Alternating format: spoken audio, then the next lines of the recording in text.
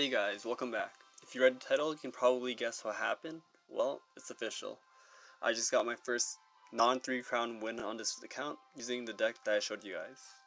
I was so used to getting the 3-0 or 3-1 win with this deck, but I guess it was bound to happen sooner or later, and it just, I guess, happened today. Well, I'll show you the replay of that attack and give you tips if you ever come across the spawner deck. So let's jump into replay and we'll begin from there. So you got this guy is a spawner deck user. He has the goblin spawner and a bunch of small troops that allow him to cycle through his deck very quickly and will allow him to drop his spawner on his side. So the tip that I would give you is to drop your troops on the opposite side, since this will force him to split up their attack force. If you're able to, try not to let them build 2 or more spawners on one side, since it'll be very difficult to deal with the troops that are constantly spawning.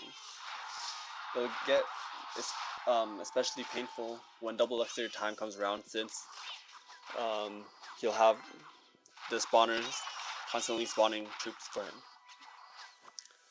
So a good way to get rid of it is to fireball the spawner. If you can get at least one spawner and the crown tower, that's pretty good elixir trade. So you see his mini P.E.K.K.A running down the lane. If it gets to your tower, it can do a crazy amount of damage, so the best way to counter it is to drop small troops such as goblins or skeletons. That way it'll distract it and it won't be able to get to the tower. So he dropped his musketeer and I counter it with my giant to tank up the damage so that my crown tower doesn't get hit. Once the musketeer goes down, I drop my baby dragon on my giant. This is because he has a bunch of small troops, and the baby dragon is a great counter for small troops such as goblins and minions. You notice the baby dragon for his side is doing barely any damage on my giant.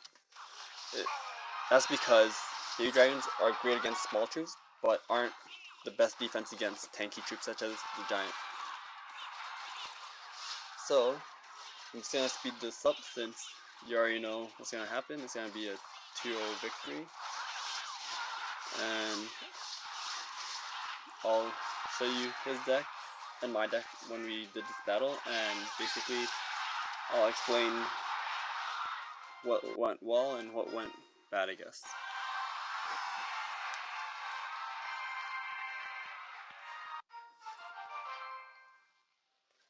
Okay, so if you look at his cards and mine, they're very similar in level. Most of my commons, however, are at least one level higher than his.